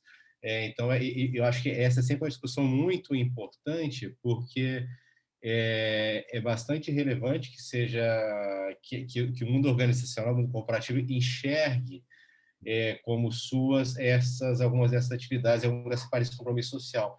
De outra parte, é necessário que seja pensada, e já pensando como olhar do jurista, que é o meu olhar, e eu tenho dificuldade de tratar algum tema sem passar por esse olhar, como isso deveria deixar de ser, ou se é que deveria deixar de ser apenas algo facultativo e passar a ser algo mandatório em um contexto competitivo de empresas que lucram mais e mais em qualquer contexto social. Mas é sempre bastante interessante refletir sobre esses temas e trazer os bons exemplos daquilo que, ainda que não seja obrigatório, é feito de maneira voluntária, mas sempre trazendo essa reflexão que isso poderia ser pensado de uma maneira de um verdadeiro direito, né? De algo que de fato pudesse ser exigido e exigível pelo titular e não apenas uma concessão espontânea de determinados entes privados. Bom, encerramos agora nossas apresentações, não significa que encerramos o painel, temos ainda mais alguns minutos, aproximadamente 45, não significa também que precisamos ficar aqui os 45 minutos, mas enquanto durar as questões, vamos colocar. Primeiramente, eu já vejo aqui que o nosso colega José Faleiros faz algumas questões, e agradeço, José, pelas questões para deixar o trabalho do moderador um pouco mais leve, senão eu fico sendo chato perguntador aqui do começo ao fim do evento. Não que eu tenha problema em fazer esse papel, até gosto, mas eu quero tentar passar a imagem um pouco mais suave. Então, vou começar com as perguntas do José Faleiros. Primeiro, vou fazer uma pergunta de cada vez, tá? E depois vou seguir. A primeira pergunta, a colega Beatriz Barros, quais são suas impressões sobre a suficiência do Código de Defesa do Consumidor brasileiro para o controle de discriminações baseadas em algoritmos, como geopricing e geoblocking? Precisamos de uma nova lei? Essa pergunta do Faleiros a Beatriz, e eu também, eu já teria algo notado nesse mesmo sentido, que seria, na verdade, algo mais amplo, seria esse contexto que temos hoje. A nossa legislação, ela é satisfatória, ou seja, se consegue encaixar na nossa legislação consumerista essas novas realidades, ou se faz necessário um novo, entre aspas, âmbito do direito, ou apenas alguns ajustes seriam satisfatórios para abarcar de maneira adequada esse novo contexto? Então, Beatriz, o microfone é seu, fique à vontade para a sua resposta. Depois eu volto às demais perguntas do Faleiros para a sequência. Sobre a primeira pergunta, eu acho que é necessário nova legislação, e só existente, talvez, pela interpretação de uma forma correta, até consiga, mas não dentro da integralidade que deveria ser resolvida, partindo do pressuposto da efetivação da justiça no meio social. Então, eu acho que tem que se voltar cada vez mais a essas leis específicas dentro do nosso ordenamento, para atuar em conjunto com o código. Sobre a segunda pergunta, qual que era a pergunta, gente? Perdão? Tá aqui no chat, eu vou trazer uma vez mais. Quais são suas impressões sobre a suficiência do CDC brasileiro para o controle de discriminações baseadas em algoritmos, como geopricing e geoblocking? Precisamos de uma nova lei? Eu acredito que sim, porque, assim, quanto mais puder especificar um tipo de conduta, tanto não só no direito do consumidor, mas como um todo, isso vai conseguir com que o direito ele consiga resolver de uma forma mais integral. Então, quanto mais especificar, menos lacunas, menos possibilidade de lacunas terá ali dentro do ordenamento jurídico, dentro das leis do consumidor. Ok. Obrigado, Beatriz. Passo agora a questão para a professora Carolina Isner. Mientras debatimos la singularidad tecnológica y el auge de Internet de las cosas, la inteligencia artificial puede favorecer el desarrollo de los 17 ODS desde ahora o es una perspectiva a largo plazo. Profesora Carolina, tienes la palabra. Sí, muchísimas gracias, José, por la pregunta, porque era algo que había dejado en la exposición si no iba a estar mucho tiempo. Precisamente cuando empiezo el estudio de la inteligencia artificial sostenible, de lo que más se hablaba, básicamente, sobre todo en doctrina y a raíz precisamente de algún pronunciamiento de Naciones Unidas, es de cómo la inteligencia artificial puede ayudar a la consecución de los 17 Objetivos de Desarrollo Sostenible, aunando, según ellos, o sea, esta es como la premisa, la sostenibilidad, la digitalización y las personas. Pero es cierto que en este caso la reflexión a la que nos lleva es que hay una diferencia entre países de aplicación de inteligencia artificial. Primero, entonces ahí ya tenemos una brecha. En segundo lugar, en cada uno de los objetivos de desarrollo sostenible podremos aplicar una inteligencia artificial o determinados algoritmos y en otros no, evidentemente. En el caso de cambio climático es muy claro, porque además nosotros en España tenemos muchas ciudades que están implantando precisamente para ese control, ¿no? Entonces, en lo que es medio ambiente propiamente dicho, sí se están desarrollando, pero vuelvo a insistir que es algo que a pesar de tener todos la valoración positiva de que la inteligencia artificial puede ayudar, ¿no? a la accesibilidad, puede ayudar precisamente a tener ciudades inteligentes y sostenibles, ¿no? Es cierto que en el mundo, y con la pandemia ha sido una evidencia, los diferentes niveles, ¿no? Inclusive velocidades de aplicación, no solo del Internet de las cosas, también de la inteligencia artificial. Yo creo que inclusive más, ¿no? Así que yo agradezco, no sé si he respondido, pero agradezco la pregunta. Muchas gracias, Carolina. Agora a terceira pergunta do José Faleiros ao colega Mike Souza. Conceitos como corpo eletrônico, de Stefano de Rodotà, ou persona digital, de Clark, podem nos instigar a compreender as leis de proteção de dados e a proteção dos titulares de dados como espaços adequados à regulação sobre um possível direito ao sossego da internet? Mike, você tem a palavra. Agradeço a pergunta. Tá baixo de novo, Mike. Tá me ouvindo? Eu acho que é o meu computador. Peço perdão e vou tentar mexer de novo aqui. Me ouve agora? Perfeito. Eu agradeço a pergunta, então, ao colega, e eu trago como fundamento para a resposta um artigo do professor Cristiano Colombo, e eu chamo de professor porque ele é meu professor aqui no mestrado, que é o corpo eletrônico como vítima em matéria de tratamento de dados pessoais, responsabilidade civil por danos à luz da Lei Geral de Proteção de Dados e dano estético no mundo digital, do professor Cristiano e do Eugênio Facchini Neto. O que acontece? Eu penso que a construção deste corpo eletrônico ou do profiling, como o Bruno Bioni também trabalha, são conceitos que ainda estão em construção, são conceitos que ainda não foram, corretamente absorvidos pelo direito. O direito ainda não conseguiu dissecar, digamos assim, essa noção, a fim de estabelecer uma legislação que atenda de forma efetiva à proteção dos direitos que ali estão postos, né? Nesse sentido, também a Lei Geral de Proteção de Dados, penso eu, ela é tão somente um ponto de partida para o estabelecimento desses direitos. A Lei Geral ela tem uma série de limitações teóricas, quando comparadas, por exemplo, ao Regulamento Geral Europeu de Proteção de Dados, ou outras legislações ao redor do mundo, que se tornou um movimento, digamos assim, a construção de legislações ao redor do mundo de proteção de dados.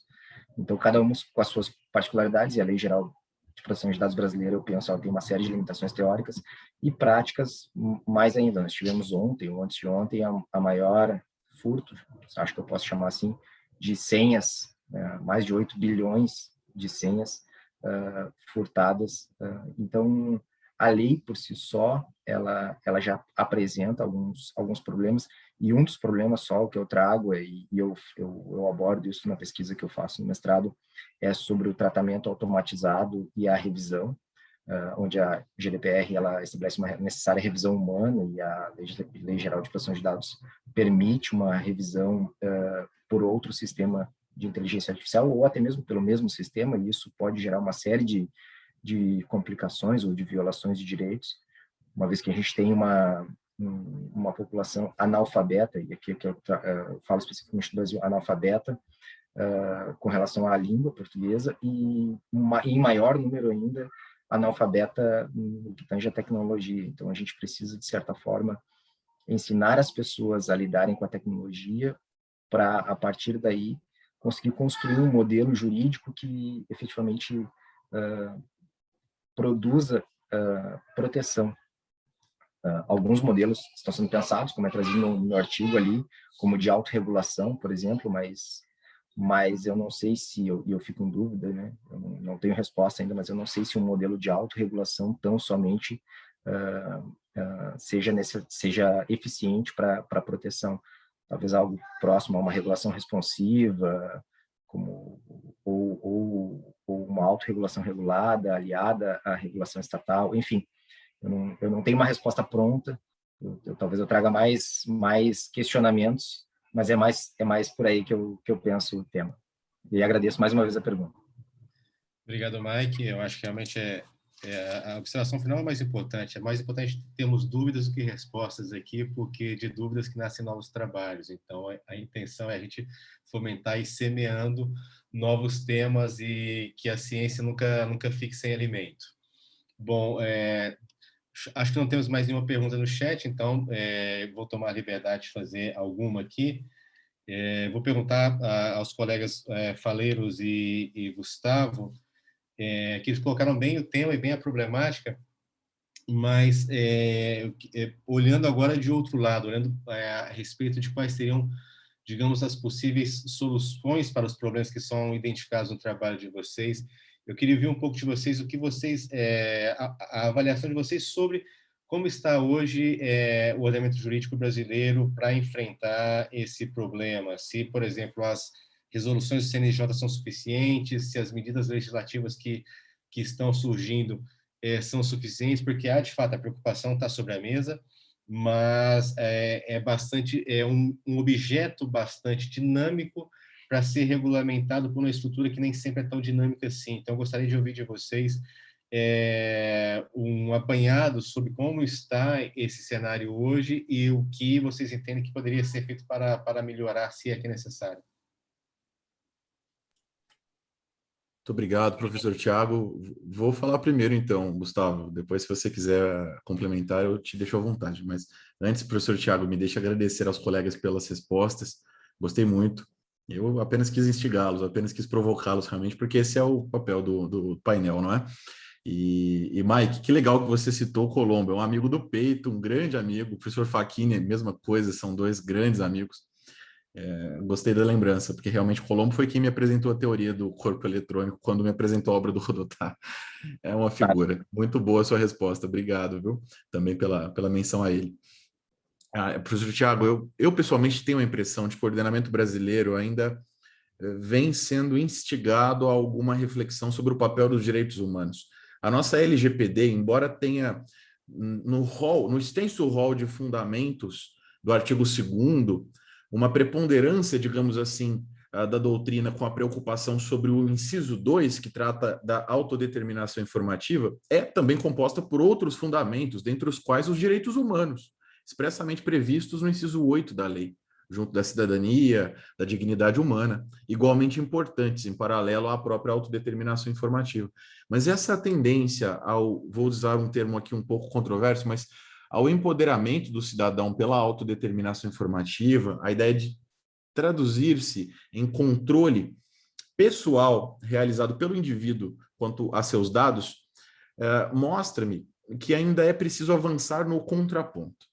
E eu destaco que esse festejo exacerbado à inovação no direito público começou também a aportar por aqui.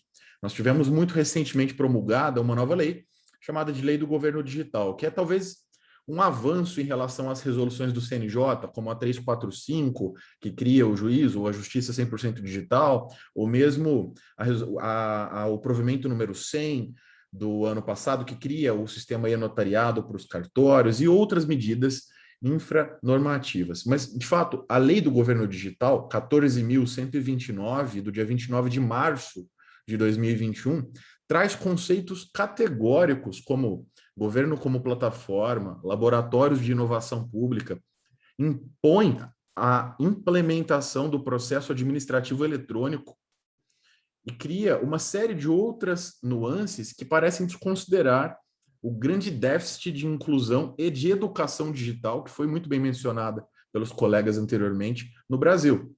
Se o Marco Civil da Internet, lá em 2014, nossa Lei 12.965, expressamente previu no seu artigo 26 que a educação digital é dever do Estado por políticas públicas inclusivas, eu não vejo, depois de 7 anos de vigência do Marco Civil, a aplicação efetiva desse dispositivo, mas vejo um fomento exacerbado à implementação da tecnologia para a otimização apenas da eficiência pública. É esse o mote dessa nova lei, a 14.129. Não há qualquer outra contrapartida em relação à preservação de direitos. Então, o debate ainda é muito doutrinário. É preciso que o nosso legislador se atente a essa necessidade. O Mike, na última resposta, mencionou a regulação responsiva. Logo me clicou aqui a obra, tradicional obra do Ian Harris e do John Braithwaite a respeito desse exato tema. Será que o Brasil, com seus 203 milhões de habitantes, com 40% da população desconectada da internet, não tendo acesso ao letramento digital e incapaz de conhecer os perigos, por exemplo, de um serviço público prestado por meio digital, está preparada para receber esse tipo de aporte tecnológico? E a resposta é negativa. Nós temos boas leis sendo construídas para o fomento à inovação. Nós não temos boas leis para conjecturar regramentos específicos de fortalecimento da base estruturante dos direitos humanos no contexto eletrônico e digital, e precisamos avançar nesse debate a nível doutrinário para que se fortaleça essa lacuna, pelo menos até o momento existente no ambiente legislativo. Essa é a minha percepção sobre o momento. Acho que tem uma agenda muito forte voltada ao lado econômico. Temos uma lei da liberdade econômica vigente, temos estruturas novas como o Open Banking em discussão no Brasil, que estão alinhadas também a esse fenômeno, mas não temos a contrapartida, não temos o resguardo. O que se vê é apenas um festejo, talvez até um pouco romântico demais, da autodeterminação informativa, nessa esperança de que o cidadão saberá controlar todo o futuro de seus dados e os fluxos que são levados a efeito por essas mesmas atividades econômicas. Me parece um paradoxo. Gustavo, se quiser fazer algum complemento, fica à vontade, mas acho que em linhas gerais seria isso.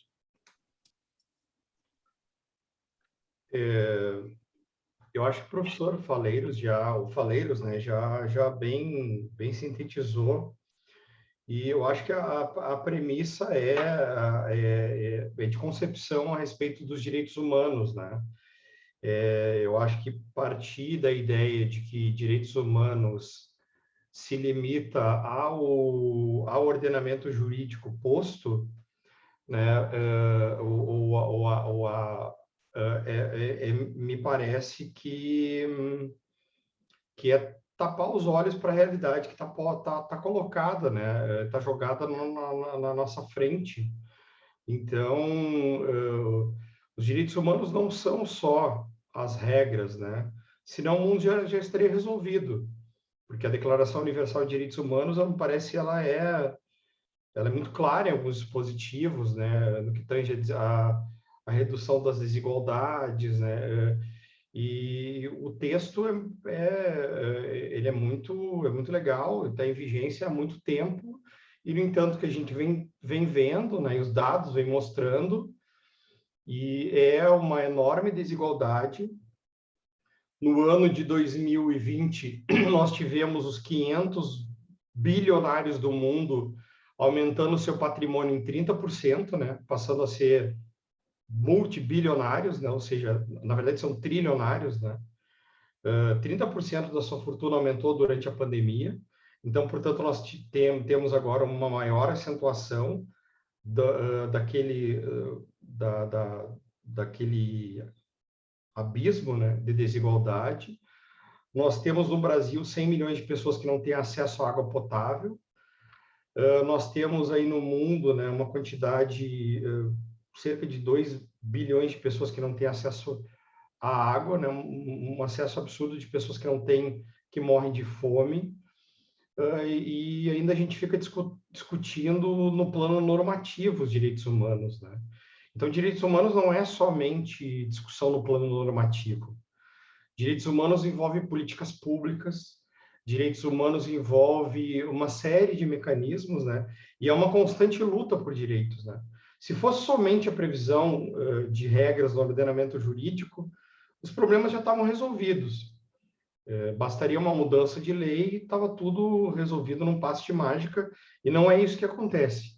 É claro que a conquista e a previsão legal e o sistema internacional de direitos humanos é uma conquista pós-guerra, né? Pós-Segunda Guerra, mas a gente sabe que esse sistema internacional de direitos humanos ele continua funcionando desde o período pós-guerra até hoje, e as desigualdades elas continuam se acentuando. E a implementação da tecnologia ela tem feito com que a concentração de riqueza ela cada vez mais ela fique cada vez mais na mão de poucas pessoas, né? E hoje, casualmente, as empresas que mais detêm riqueza na Bolsa de Valores, dentre as 10, 5 são da área de tecnologia.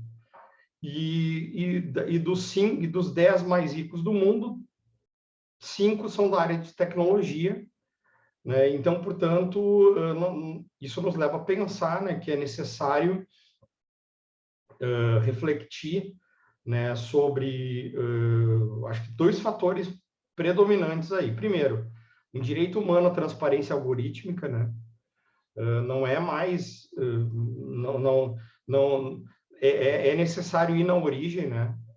Porque se nós chegamos à conclusão de que o Big Data, né, ou seja, o ser humano é racista e o sistema, né, o Big Data, né, ele é uma consequência da própria ação do ser humano.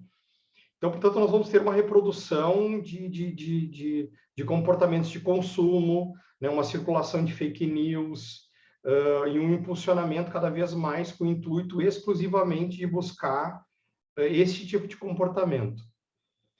Segundo ponto, que eu acho que é fundamental, é chamar, né, as plataformas sociais e as redes sociais para uma responsabilização global, né? Elas estão dentro da nossa casa, dentro dos nossos celulares, dentro da vida das pessoas, que estão em todos os lugares, embaixo das pontes, embaixo de qualquer lugar, mas todas têm um celular, né? E elas precisam dos celulares para comer, porque elas têm que acessar o banco para ter acesso ao dinheiro, né? Então, portanto, mesmo lugares que não têm energia elétrica, as pessoas têm que ter celulares para acessar os bancos. Então, portanto, existe um grande controle e uma concentração de dados, né? E a Zuboff bem esclarece isso no Capitalismo de Vigilância, né? e nós somos o produto, né, dessa grande massiva de informação, desses dados excedentes que são enviados para meia dúzia de pessoas hoje que estão coletando esses dados. Então, é necessário pensar direitos humanos, né, além de um direito humano à transparência algorítmica, e repensar essa produção de algoritmo, que é proposto a partir, normalmente, do norte global, né, ou seja, de grandes big techs, né, é necessário chamar essas empresas para responsabilidade, né, porque as empresas não são donas da internet, mas elas, ao mesmo tempo, proporcionam e elas manipulam informações por meio das tecnologias persuasivas. Porque nós sabemos, né, que, por exemplo, no Brasil, 37% das pessoas que recebem as informações dos celulares, elas são analfabetas.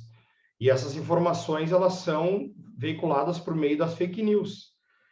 De cada 7 informações, para cada informação verdadeira, 7 informações são fake news, que são veiculadas, né? E as redes sociais, elas não se propõem a limitar fake news, né? Eu que estudo redes sociais, tem uma série de estudos do MIT, de todas as instituições, de que lado queira a gente buscar, que tem mostrado que, né, as redes sociais, elas, os algoritmos, eles buscam, né, movimentar os nossos neurotransmissores para busca, né, na tentativa de única e exclusivamente nos levar a consumir mais. Isso está gerando uma série de impactos, né, e afrontas a neurodireitos, né, uma verdadeira afronta a direitos que ainda a gente vai discutir no futuro, quando nós nos dermos conta, né, isso já vai ter passado, porque pessoas que não têm sequer uma casa para morar, elas estão pensando em trocar de celular, né, comprar um celular novo, mas elas às vezes não têm uma parede em casa, elas não têm água encanada em casa, mas porque elas têm, né, uma falsa informação, elas são levadas a um consumo exacerbado para comprar um iPhone novo, ou um celular novo, né? O que acaba poluindo o meio ambiente de um lado, levando a uma lógica de consumo e de reprodução, né? De uma lógica sem sentido nenhum, e ao mesmo tempo escravizando, né? Tornando uma verdadeira lógica de uma racionalidade sem nenhum sentido. Então, portanto, é importante repensar, inclusive, os direitos humanos, né? Que direitos humanos não é e não são uma única e exclusiva positivação. Se fosse, todos os problemas estariam resolvidos num passe de mágica.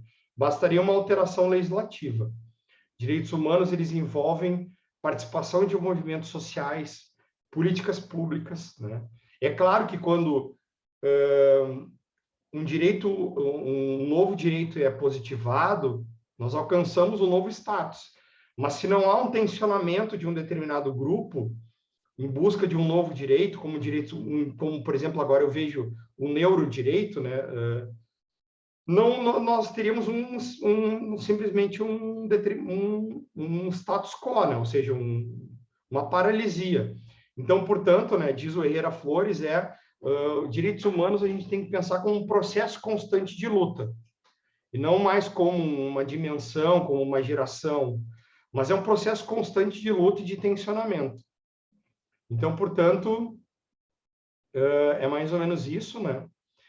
E a gente sabe que dentro da própria organização das Nações Unidas, né, e dentro da própria Comissão de Direitos Humanos, nós temos países que não respeitam os direitos humanos, né? Então, portanto, é necessário pensar, inclusive, que a partir do momento que se pensam as lógicas, né, de inteligência artificial, de ética e uma proposição universal de direitos humanos, desqualificando, né, países que estão no sul global, que foram colonizados, como nós que estamos aqui no Brasil, ou como outros países, eu simplesmente esqueço e estou partindo de uma lógica de que como se aquele país tivesse um 5G, de uma internet que funciona, que flui, né? E eu tenho países como por exemplo Angola, Etiópia, de que pessoas que não têm essa perspectiva, né? Que não tem sequer eletricidade em muitos lugares, mas que necessitam do celular para exercer a sua democracia, e que são, por exemplo, mobilizados, como Myanmar, agora, ou são impedidos de exercer a democracia, né? E não têm acesso à alimentação, por exemplo. Né? E nós temos aí o caso da Cambridge Analytica, que com base em fake news, né, e com base em manipulação de dados, acabou interferindo em muitas eleições do mundo. 80% dos países em que ela foi contratada, ela interferiu nas eleições e mudou o resultado das eleições. Então, portanto, é importante, né, repensar esses elementos. Né? Eu não vou me estender, né, porque, na verdade, acho que o Faleiros adiantou muito bem. Bom, obrigado, professor Gustavo. Bom, o seu discurso já do meio para frente, antes de você falar de Herrera Flores, eu já conseguia ver Herrera Flores nele. E é sempre bom lembrar as ideias do professor. Aqui, na sequência das perguntas, a nossa colega Patrícia Martins, ela gostaria de fazer uma pergunta. Leonardo, você abre o microfone da Patrícia, por favor, para que ela possa fazer a pergunta. Patrícia, fica à vontade para fazer a questão. Sim, eu estava até digitando no chat, mas ficou bastante extenso. A minha colocação é direcionada à fala do professor Gustavo, quando ele refere que direitos humanos não é simplesmente a questão da positivação. Neste ponto, concordo com ele. Minha pesquisa ela trabalha a partir do fundamento teórico de Günther Teubner, que trata, ao término da obra Fragmentos Constitucionais, a respeito da possibilidade não só da transversalização dos direitos humanos, mas da horizontalização, porque Teubner trabalha com pluralismo jurídico e ele entende que a produção normativa a partir de diversos atores sociais permite que esses atores tornem exigíveis o respeito aos direitos humanos. Dentro da minha pesquisa, esta afirmação de Teubner, ela se concretiza na possibilidade de que empresas que desenvolvem nanotecnologias e que não são de grande porte, a grande maioria, os dados mostram que são empresas de médio e pequeno porte, tenham uma forma de se proteger com relação às suas práticas no curso desse desenvolvimento. A nanotecnologia, ela é também uma tecnologia de ponta, tal qual a pesquisa do professor Gustavo. Nesse sentido, eu encontrei um elo para questioná-lo no seguinte sentido.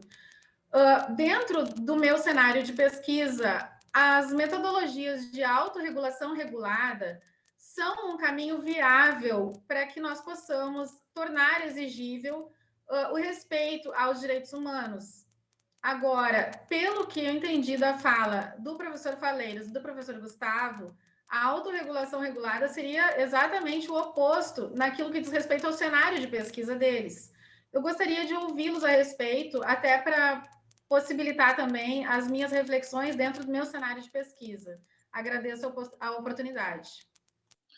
Obrigado, Patrícia. Professores Gustavo e Faleiros, fiquem à vontade para responder. Não sei se eu falei, eu posso falar primeiro.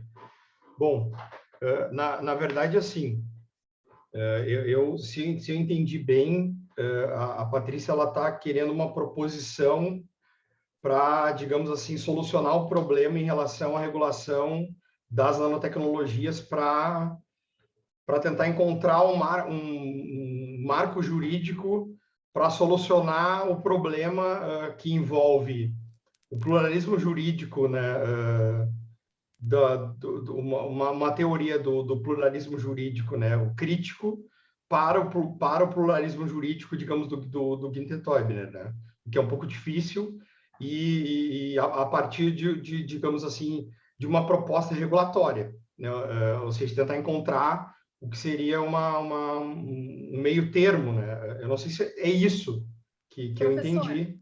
Eu posso fazer uma interferência na sua fala? Exatamente no ponto. dentro da sua sistemática de pesquisa, as empresas que dominam a base de dados, por exemplo, que nós somos o produto, que nós fornecemos os dados, elas têm estatutos, têm termos de aceite, e termos de conduta, e que isso é uma autorregulação. Essa autorregulação ela é ineficaz por conta da interferência dos interesses econômicos, porque no meu cenário de pesquisa é justamente o oposto. A autorregulação ela deve ser fomentada para que o desenvolvedor tenha condições e o consumidor tenha condições de ter um cenário juridicamente seguro. Esse é meu questionamento, objetivamente falando. Não, mas eu não falei que seria ineficaz, né? Nem eu estou criticando a questão do consumo, né? Em relação a... É necessária uma regulação, né? É necessário encontrar, digamos assim, um marco regulatório, né? E que a gente parte digamos assim, de autores diferentes para tentar encontrar nós partimos de teóricos diferentes, né? Para tentar encontrar uma solução, né? Então, vamos lá. O que eu entenderia, né? E o que eu sustento em relação à nanotecnologia, né?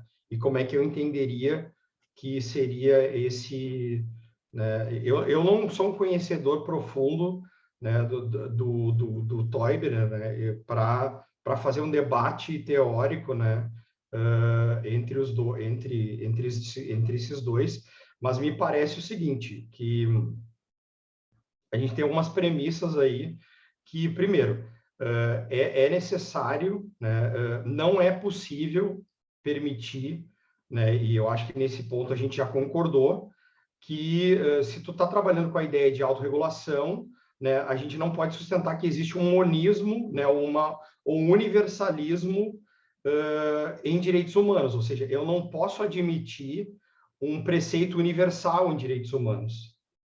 Essa é a ideia básica. Essa é a ideia que a teoria crítica dos direitos humanos parte. Eu não posso conceber, né, um direito universal, eu não posso permitir um universalismo, né? Não há uma regra universal que resolva todos os problemas. Esse é o primeiro ponto, né? Eu tenho que levar em conta uma análise contextualizada, eu tenho que levar em conta uma análise ético-política e uma premissa que parta, digamos,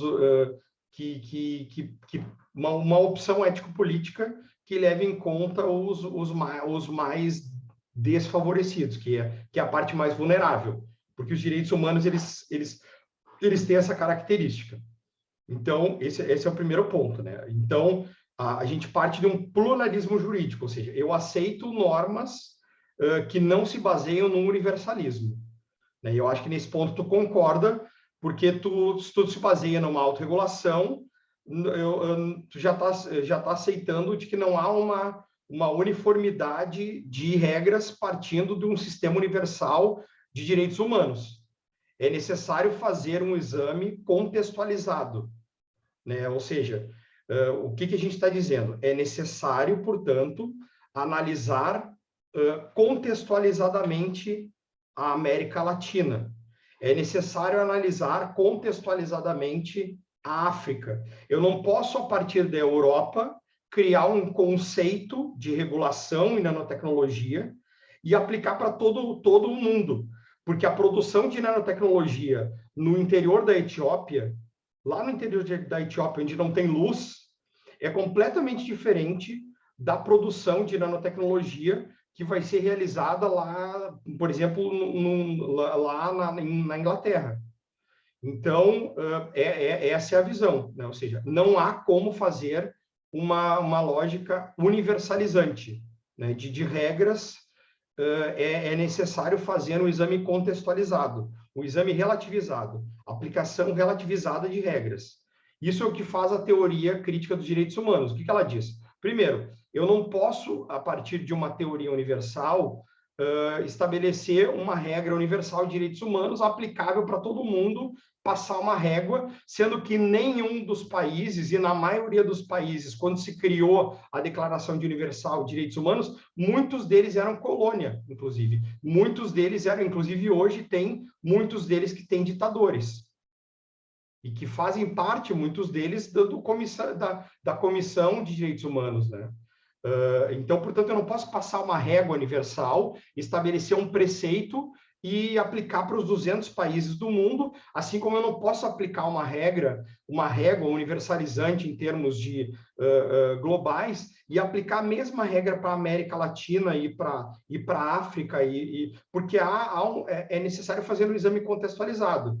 Por quê? Porque eu tenho, né, e houve uma colonização aqui, por exemplo, partindo agora para o exame latino-americano, né, nos últimos 500 anos nós sofremos uma invasão aqui na América Latina. Aqui haviam, né, lá na América Latina, 70 milhões de índios morando lá, ali para cima, né, os incas. Aqui no Brasil, sobretudo, né, havia uma comunidade, houve uma invasão, né, de pessoas, né? E, portanto, houve a imposição de uma cultura que desprezou todas as culturas, todas as crenças, e hoje nós falamos uma língua que não era a nossa língua, hoje nós temos uma cultura que não era a nossa cultura originária, né? Então, portanto, houve um verdadeiro massacre a partir de 1492, por exemplo, ali no México, né? com morte de mais de 7 milhões de astecas.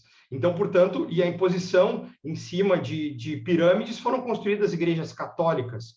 Então, portanto, foi imposta uma cultura, houve uma colonização, hoje lá eles falam espanhol, mas na época havia um povo ali, havia uma cultura. E houve simplesmente, isso foi desconsiderado e foi criada uma cultura, foi colocada uma cultura espanhola e hoje se fala uma outra língua. Então, portanto, o que diz a teoria crítica dos direitos humanos? Vamos descolonizar, vamos buscar as nossas raízes, vamos, né, não vamos parar de importar conceitos, né, e isso não significa, né, nós estamos num evento internacional. Mais uma vez, eu mando artigo, né, estou mandando artigos internacionais. Isso não significa desconsiderar, né, as perspectivas e as pesquisas internacionais, europeias, não é isso. Isso significa fazer uma análise contextualizada, buscar o que tem de melhor, né, e fazer uma análise contextualizada, é só isso.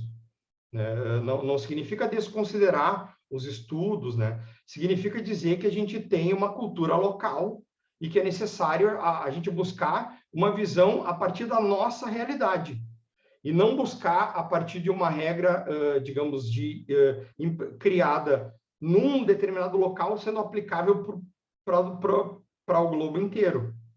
Eu vou tentar resumir, porque a pergunta foi bastante complexa, assim. Então, nesse primeiro ponto. E eu penso que talvez o mecanismo de como que vai ser feito, se vai ser autorregulação regulada, né, o meio de regulação, né, ou o cenário de regulação, se é através de uma regulação, né, eu não sei. Eu tenho estudado muito China, né, a China, ela tem uma característica, né, bem diferente da nossa, né? A China, ela costuma, digamos assim, eles costumam deixar as coisas acontecerem, né? E depois que deu certo, regulam, né? Então, é uma lógica muito diferente, né? Então, buscam primeiro experienciar, né? E depois regular. Eu não sei, isso a resposta talvez seja o mapa da mina, que eu não tenho ainda, né? É o que todo mundo está buscando. Mas eu acho que o mecanismo de compliance, de autorregulação regulada, talvez seja o que a gente tem hoje, né? Talvez buscar experiências, né, em determinados locais, como se diz, né? O professor Wilson estava trabalhando determinados locais específicos, né, experiências específicas, para depois reproduzir em escala. Agora, eu não tenho ainda a exata dimensão de como que vai ser a resposta regulatória, a melhor resposta regulatória para isso. Mas o que eu tenho de concreto hoje é que, primeiro ponto, não é possível fazer isso de forma universalizante. Segundo ponto, não é possível eu aplicar isso de forma descontextualizada, né? É necessário, ainda que eu possa fazer, enfim, ter núcleos ou ter pontos, né?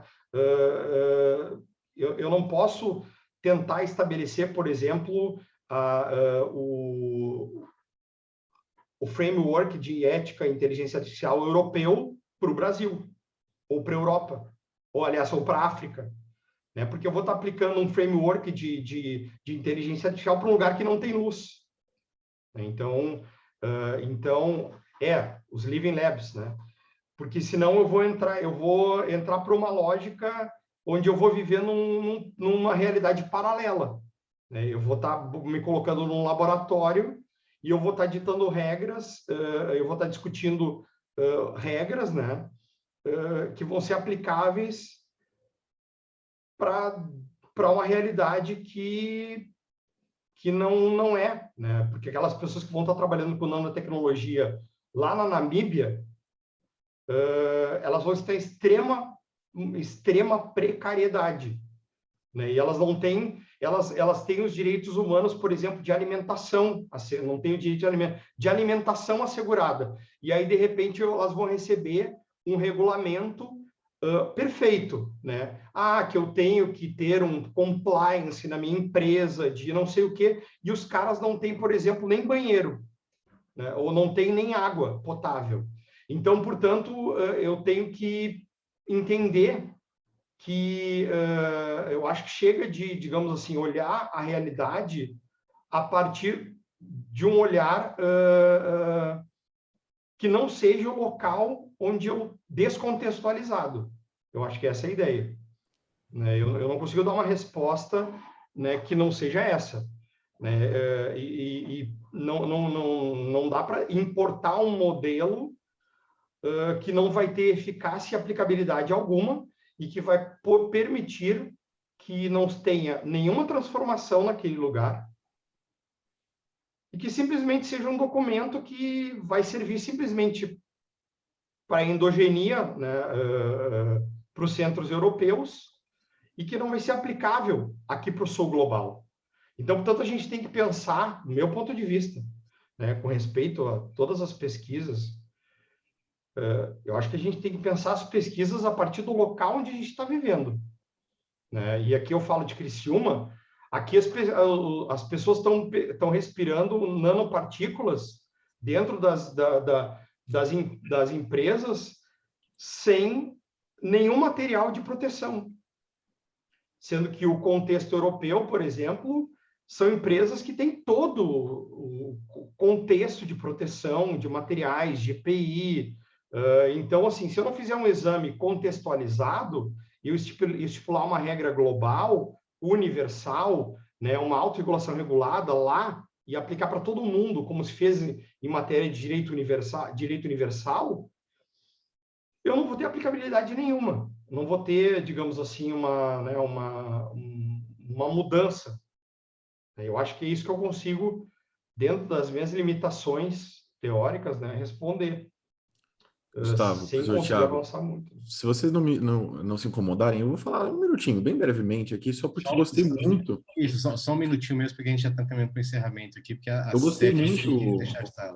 Eu gostei muito, Patrícia, da sua menção ao pluralismo jurídico. Me parece que o Teubner, no Constitutional Fragments, ele se reporta muito aos fenômenos inter.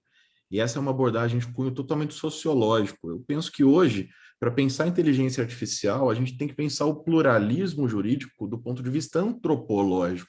Faz toda a diferença. Eu prefiro trabalhar, por exemplo, com um autor como o André Jean Arnaud. Acho que faz muito mais sentido. Com conceitos como o da polissemia simultânea. Faz muito mais sentido para a pesquisa da centralidade humana no contexto da ética para a inteligência artificial do que a pura abordagem sociológica do Teubner. Mas essa é uma reflexão muito singela. Gustavo, depois, eu não sei se você está com o seu exemplar aí, mas no nosso livro Direito Digital e Inteligência Artificial, um capítulo magistral do professor Gonçalo Maios, da Universidade de Barcelona, em que ele se reporta ao antropoceno, e a ideia de uma ignorância prometeica dialoga exatamente com isso que você descreveu. Eu acho que pode ser um caminho para esclarecermos melhor como o pluralismo jurídico se manifesta nesse contexto. É apenas isso que eu queria comentar. Professor Thiago, desculpe aí pelo atropelo. Não, tá bom. Bom, gente, se temos algum comentário final, alguma coisa, nos restam 4 minutos. Caso não tenha, eu conduzirei ao encerramento dos trabalhos. Algum ponto mais, alguma questão, alguma observação? Entendo que não, então. A professora Carolina, puedes manifestarte.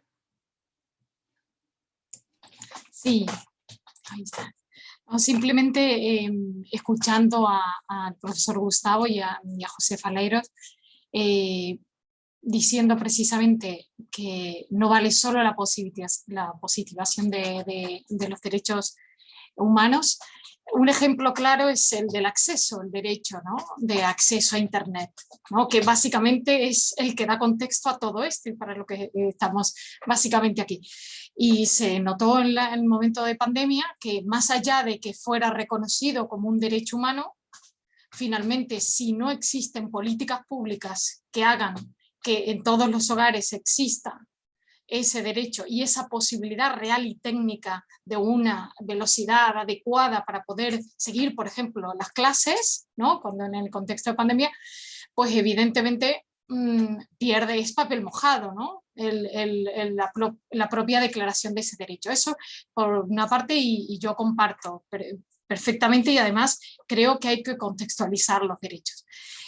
Por otro lado, sí, simplemente comentar, porque seguramente habrá salido en alguna otra mesa, si me lo decís, es algo importante en cuanto a la discriminación, que yo sí lo menciono en mi artículo, a ver si, bueno, también os invito a leerlo cuando lo publiquen, que son las 2 sentencias que tenemos en ámbitos absolutamente distintos sobre discriminación en Europa. Una es las 2 son del 2020, la de Italia ha tenido bastante más repercusión porque es el tema de los riders. El sindicato de riders llevó precisamente este tema, era un algoritmo que se llamaba Frank y que lo que hacía era discriminar al momento de designar a los riders su trabajo, aquellos que no podían trabajar en determinados horarios o que por alguna causa no habían trabajado en los últimos tiempos, ¿no?, una causa justificada. Y entonces demostraron efectivamente que era discriminatorio. Eso en cuanto a cómo utiliza una empresa la inteligencia artificial, evidentemente ha arrojado muchísima luz, ¿no?, en el contexto europeo. Y el otro, ya en el contexto del derecho administrativo, precisamente en Países Bajos, la sentencia también es de 2020, en este caso era un algoritmo, Siri, pero no es Siri la que conocemos, sino que era un sistema para reconocer en distintos barrios cuál era analizar la población y hacer perfiles de personas que tenían mayores probabilidades de incumplir frente a la administración en materia tributaria. Y entonces analizaban sus ingresos, su educación, si habían pedido subsidios, becas, cualquier tipo de préstamos, si habían tenido multas. Y se demostró precisamente que también era discriminatorio, porque no necesariamente ni un nivel de educación, ni siquiera una multa de tráfico va a determinar que yo sea una persona susceptible de ser un incumplidor, ¿no? Entonces, estas cuestiones también, que estamos hablando un poco de las velocidades en mi anterior exposición, a raíz de la pregunta del profesor José Faleiro, tenemos que ponerlo sobre la mesa, ¿no? Y entonces creo que en contextos globales, analizar y sobre todo aprender de aquellos que sí nos sirven. Entonces, y por supuesto, quienes deciden los destinos de cada país, o por lo menos de cada uno de los bloques en que se divide nuestro sistema, pues tienen que tomar debida cuenta de ello, ¿no? Entonces, en un Estado de Derecho, evidentemente no solo valen declaraciones y manifestaciones en concreto de determinados derechos humanos, sino su concreción real y concreta. Y al final es ahí donde se ve si hay o no un verdadero Estado de Derecho. Eso es lo que... Muchas gracias. Muchas gracias, professora Carolina. Bom, já estamos extrapolando nosso tempo, então Primeiro, gostaria uma vez mais de agradecer a organização do evento pelo convite para a moderação, agradecer especialmente ao senhor Leonardo Feppel, que foi quem nos deu suporte aqui nessa sala. Sem ele, essa parte não seria possível. Agradecer a todos os palestrantes, a toda a audiência, as intervenções. Mais uma vez eu reitero, eu acho que essa parte final é o que enriquece o trabalho, é o que dá sentido a gente estar aqui reunido em uma sala virtual em distintos pontos do mundo e compartilhando ideias para que a gente consiga fomentar e levar os nossos trabalhos adiante, de fato, poder, dentro do direito, produzir ciência, que eu acho que isso é o grande fruto desses eventos. Então, mais uma vez, muito obrigado, agradeço a todos, e foi um prazer estar aqui com vocês. Até a próxima e uma boa tarde. Muchas gracias.